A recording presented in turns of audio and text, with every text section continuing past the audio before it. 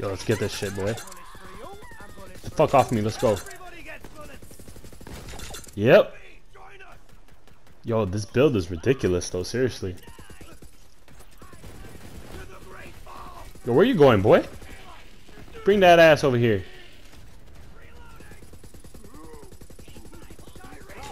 Yo, I'm literally a tank, like, I swear, I don't know what other character can just literally just sit here and take damage like this. Maybe Amara? Mo's obviously just melts everybody, but shit, like, look at this. Look at this. I never lose my action skills. I could just be in the enemy's face 24/7. Like, this is ridiculous. This is overpowered, literally. This is literally overpowered.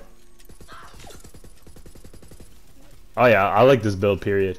Yeah, this is like one of the best builds. Like for Proving Grounds or Slaughter Star. That was way too easy. Way too easy. Hey, what's going on, guys? Welcome back to another Borderlands video with your boy Scarce Soldier. Now, boy oh boy, do I got a good build for you guys. Now, in my last video, I posted a really good build with a good concept behind it, but I obviously realized a couple things and I made some modifications. So this video is basically just a modification of the last video. So let's just get right into it. So basically, obviously, you're gonna have the Lucian's Call, infinite kind of ammo when you hit crits, whatever. It's cool, you know, it does good damage. Now we're gonna have the Arctic Discipline Nighthawking as our next weapon, obviously because they nerfed the crossroad. And what I'm talking about right here is that it used to be 365 times 4, now it's 365 times 3. It's still very good, don't get me wrong, but also the accuracy is not that good. As you see, it's only 40%. So a lot of the bullets from a medium to long range don't really hit the enemy, and you have to be really close. And obviously, the more bullets we hit, the better Cairo efficiency we have. And the Nighthawking is a lot more accurate, and the fire rate is just as good, if not even maybe sometimes better. But I like this one because of the accuracy. So moving down, we got the Rough Rider. So this is one of the biggest adjustments to the build, and I'm going to explain shortly. So basically, the Rough Rider gives us 0 capacity, which is really good, reduces incoming damage by 23%, and all this is going to come into play, and you're going to see. So the first thing, obviously, with the class mod is already you're going to see some of the benefits that the Rough Rider gives. And don't worry, guys, I tested it out, it does work. So you basically get the maximum weapon damage and movement speed bonuses that the Infiltrator gives you while you're using the Rough Rider. It does work. And also the bonuses on this one that I have are also great because I get 25% weapon damage and also 31% SMG damage. So my Nighthawking is going to do some crazy damage. Now the one I recommend in terms of the bonuses to the skills is the actual Hypersonic Smash Infiltrator, because it gives us +3 to the Supersonic Man and also +2 to Violent Momentum, which is really good. Now, obviously, the bonuses at the bottom of the Hypersonic of the one I have are kind of garbage for this build, and I definitely much rather have 25% weapon damage and 31% SMG damage. Like, it's pretty obvious. So that's that. So now we're going to move down to the grenade. Obviously, we need a Cairo grenade. I'm still using the Hex. I know it got nerfed like drastically, but I'm not using it for particularly the damage. I'm typically using it because it has 1,200 Cairo efficiency. It homes on enemies, so I don't have to really try to actually put it anywhere. And freezing enemies helps our build dramatically, so any way we can, we do it. You know what I mean? Again, we want to have an artifact that helps us with Cairo damage. So the two I would suggest is either the one I'm using, and I like this one because it gives us bonus to 73% extra Cairo damage, and also our slide speed is increased. So if ever we do lose our action skills, we can have a chance to really quickly get out of battle quick, recoup, get everything back, and get back into it. So it helps us in that way. Or you can use the, where is it, right? I think it's here. So the Icebreaker pull-out method. Yeah, the pull-out method, guys, because you get bonus damage of 35% to frozen enemies, and almost all the enemies we will be shooting will be frozen, so you get 35% extra damage and Cairo efficiency. So that's pretty cool as well. So I would recommend one or the other. So now let's get into the build, the beautiful magical build. So first thing you want to do is equip the barrier, and we're going to want to start investing into the undercover tree. So we're going to talk about the augments first. So you're going to put the all-rounder on, pretty similar to my other build. The deterrence field, there you go, set it right. And this is going to allow, and it doesn't say it, which I think it should advertise it, but essentially when an enemy comes and tries to melee you, and then you have your shield all around you, and he touches your shield, it drains the hell out of his shield. So what I like to do is purposely, if I see a blue shield above the enemy's head, I go and I touch them. And I don't know if you ever played that game with your friends and stuff. You have that big like bubble on you and you start hitting people. It's like soccer. You play soccer, but you have a big bubble on you, start hitting people. Anyways, whatever. But I go and I purposely bump into enemies to remove their shields completely so I can just kill out their health very easily, which is really awesome. So that's the augments you want to use with the shield. Now, the first thing you want to do in terms of investments, you're going to put 5 points into the adrenaline. Now, I got to make it clear, adrenaline does not work with Rough Rider, so you do not, unfortunately, get the cooldown rate. Oh, so Scare Soldier, why the hell do you put 5 points in this?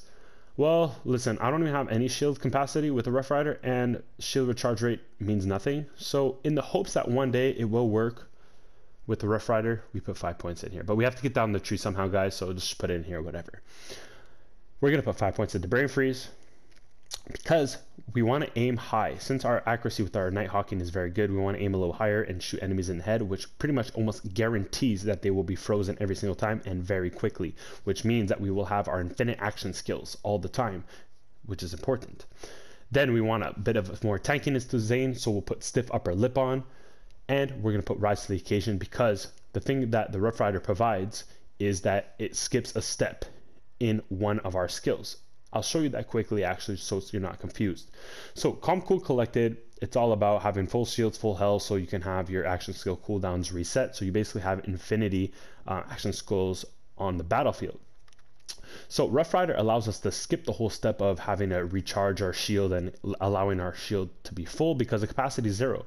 So the only thing we have to worry about is keeping our health full. That's it. And there's a lot of stuff in this build that helps us keep our health full. So first thing being is the Rise to the Occasion. This gives us health regeneration and a lot of health regeneration.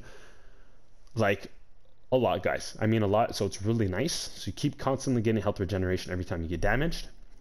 So that's one of the things. Then we put 1 point into Explosive Jacket and Futility Belt because again it gives us more tankiness whenever we go into like an elemental puddle or whatever. It doesn't last long, and also damage reduction of 40% to non-elemental damage after we kill somebody, which is huge. And that is because I say 40% because Death Follows is included in this build, and that gives us an extra 25% effectiveness. And correct me if I'm wrong, but 15 plus 25 is definitely 40. So that is that. So that's how this build goes down. Then we're moving on to the Hitman tree. Now, you're going to be like, Scare Soldier, what the hell did you do to this tree? It looks like shit. There's no points in seeing red. Oh, where's good misfortune? Blah, blah, blah. All right. Well, hear me out, okay? Look, let's take a second here. Let me explain. So, first of all, equip the Sentinel. You're going to put Winter's Drone on because, again, we want more Cairo going on because we want things frozen, as you know the theme of this. And Bad Dose because once your Sentinel, he really does weaken enemies really well, and you'll notice it how fast enemies die once your Sentinel weakens them. And when enemies are weakened, you get stronger, more movement speed, and better fire rate. It all is great.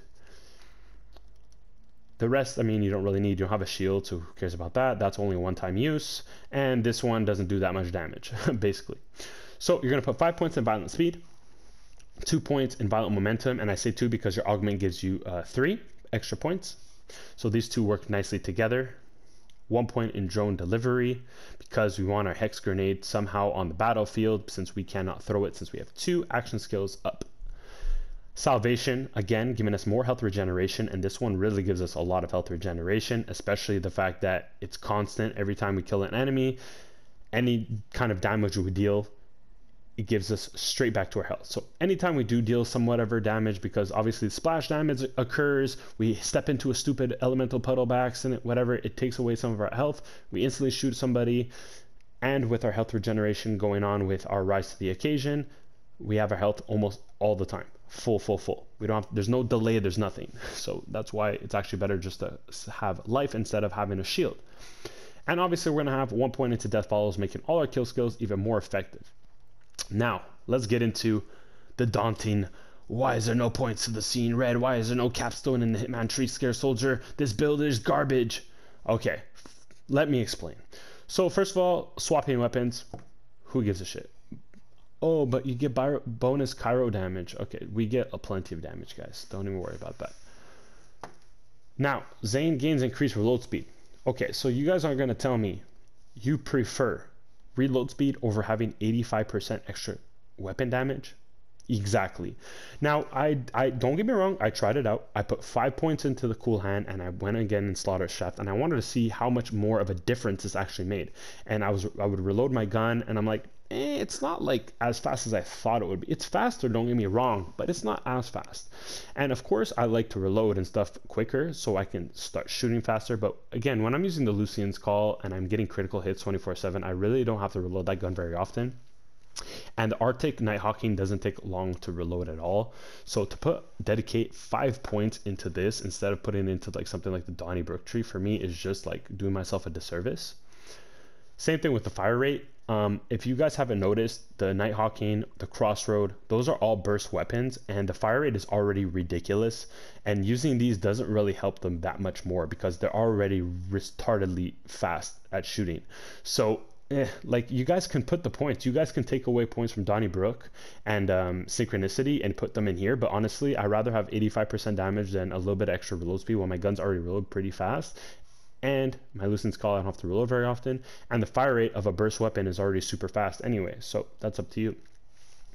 Playing dirty, simply I find is more for boss battles. When you're mobbing, honestly, you don't really feel the difference with playing dirty very much, and you're already doing just a lot of damage with your weapons, so you don't really have to do that with the extra projectile. Doesn't really work. If you're building a build around bossing and farming bosses and stuff like that, no problem. But for the purpose of this build and mobbing, I'd rather put those 5 points into borrowed time. You know what I mean? You're gonna see it's gonna play dividends. Good Misfortune. Now I do like this one a little bit, but the problem I had was that I was resetting my times on my action skills all the time anyway, because as soon as I froze an enemy, my timer reset. So every time I would get a kill, it wouldn't really benefit me that much to my duration. And again, we only have 48 points to play around with, so you know we can't really get down to here too often. And the problem is too is that there's diminishing returns. So after a couple kills, you start seeing way less action skill duration increase after your kills, and it starts kind of going away a little bit. And seeing red again, you're mobbing, you're constantly around enemies, you're constantly killing enemies. So if you guys really need the seeing red button, I mean, bro, it doesn't even make sense. The seeing red button, first of all, you're not activating your action skills very often because again, the whole purpose of this build is keeping them up as long as possible, and if you do it right, you can pretty much have infinite action skills up the whole duration of Slaughter Shaft. So again, you're never going to have to really use the Seeing Red button. And the only time you can argue when you would use it is the beginning of the first round in the first wave of Slaughter Shaft, and the enemy comes out of the little box, and then you activate your stuff and you have all your kill skills ready. I mean, if you guys cannot kill that one little tiny enemy who's like literally takes one burst to kill, then okay, fine. You guys got me, but I'm sorry, I'd rather save some of these points and put them into more damage, stuff like that. Then okay, I press a button and now I have my kill skills, but I mean the whole time I'm killing enemies. So now for boss battles, boss farming, all that kind of stuff, yes. If you want to kill the boss as fast as possible, yes. But for mobbing, no. Okay, simple as that. Lastly, again, we're about 5 points in Synchronicity, 5 points in Donnybrook, and whoops, skipped over there, 5 points into Borrowed Time. Obviously self-explanatory, we get a free 20% per active action skill. There you go, said it right again. This for me was like a no-brainer because our action skills are constantly up through the duration of Slaughter Shaft, so why not take advantage of having a 40% increase in my gun damage? I mean, since my action skills are always up, why not? That's what the Synchronicity gives me. Also, Donnybrook, another kill skill. This one gives me an extra 44% gun damage, and I say 44 because 19 plus 25 from that Death Follows is 44. So I get more gun damage. I get more health regeneration. Again, like, how much more health regeneration do I need at this point? But Jesus, it's crazy. And more gun damage, as I said before. Did I mention gun damage? Because, yeah, we get quite a bit of gun damage from just these two alone. and borrow time. Now, you might be thinking, oh, well, borrow time, do we really need it? Well, let me tell you something. If you're playing Mayhem 3 like me, I play Mayhem 3 quite a bit, and I'm sure a lot of you guys do. But even if you don't, who cares? But at the end of the day, the modifiers change all the time. As we know, sometimes the enemies are elemental resistant, or they can take a lot more damage and all those kind of things. And sometimes you notice that it takes a little longer to freeze enemies, and sometimes that 14 seconds is not enough to just freeze an enemy. So borrow time gives you a chance to not stress too much to freeze another enemy, keeping your shield and your sentinel available to you the whole duration. So this allows you to reset the timer to 18. You have 18 seconds instead of 14 seconds to freeze another enemy, which is very, very easy. And that's that, guys. So finally, obviously we're gonna have 3 points in here, and that is gonna be due to having because you see here I have like +2 to here. Well, hopefully when you guys use the hypersonic, you guys are gonna get 3 points in here, and when you guys get the 3 points in here, it's gonna give you movement speed of like 16%, I think, or 20% increase. I think it's 16, not sure, but whatever. And you get that per action skill. So we have 2 action skills up the whole time, and you'll be getting increased movement speed, and the faster Zane moves, the more damage he does. So essentially, we basically maximize the damage that Zane can put out. We increase the duration of our action skills available. And also that in turn gives us more time to freeze enemies, so we can reset that time again. We also have infinite action skill activation because we have a good Kyrobe setup. So as long as we freeze enemies, which we should, we have enough time to do so, and we have a lot of damage, we should constantly have our action skills up and available to us, making us a literal tank and a god. And we get some more movement speed, more gun damage, and we get our grenades and our health steal all in one. So you guys are not missing anything with this build at all. And like I said, you have your class mod giving you an increase in weapon damage even more. And on top of that, if you use SMGs like me, you get that weapon damage again. So you get 56% just alone off of this class mod, plus whatever that bonus is. I know it doesn't give us a percentage. It says like Zane's weapon damage and movement speed are increased. It doesn't say by how much, but let's assume it's a decent amount, like not 50% or anything, but maybe 10 to 25% extra. You know, it adds up pretty quickly. So as you see here, this build is extremely good for Slaughter Shaft. That's all. This is what this build is good for. Slaughter Shaft and Proving Grounds. Boss battles, I mean, what I like to do when I play Grave Ward, and sometimes I don't always like to respec my class, I like to just do a crit swap. And I just like to use, that's why you see the pistol in my inventory here. I like to just crit swap. I use a rocket launcher and I switch to my pistol and kill Grave Ward in one shot. So I never really have to respec my build too often. But if I do, and if I want to maximize everything in terms of bossing, I would do something else. But I'm going to show you, as you see, I have a bit of Slaughter Star in the background. So I'm going to show you guys really quickly how everything's going to work. So let's get into it. I was already into it, but yeah. So you see he has a shield right here. What shield? Gone. You know what I'm saying? Got my stuff. You see how my my timer reset? So he has a shield. I melted it anyway. As soon as I freeze the enemy, boom, he's dead. Perfect. Too easy. Oh, and I have no more bullets than that. But yeah. So basically that's how that works, guys. And you see that I constantly have health regen. If you guys look at my life down below, constantly keeps going up. Every time I freeze an enemy, my action skills reset in the timer. I have a good amount of time to freeze the next enemy. And that's pretty much that, guys. It's pretty simple. So I'm not taking damage. I can just be right up in the enemy's face.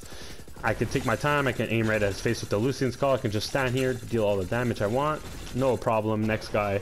It's really, really easy with this build, guys. As you see, and I'm dealing a lot of damage with this build. So it's just really, really simple, guys. I don't know what else I gotta show you. So that's that, guys, for the build. Just to let you guys know, I ran out of bullets there, but I was just kind of trying to demonstrate exactly how everything works. So I hope you guys enjoyed it. Leave a comment down below. I want you guys to try this build out and see for yourselves. Now, given not everything's perfect, there's no one build in the game that's super perfect, because there are modifiers that are going to say something else. Because, like I said before, they'll get elemental resistance of 50% deduction, so like it's way harder to freeze them. But that's just the way the game is, kind of.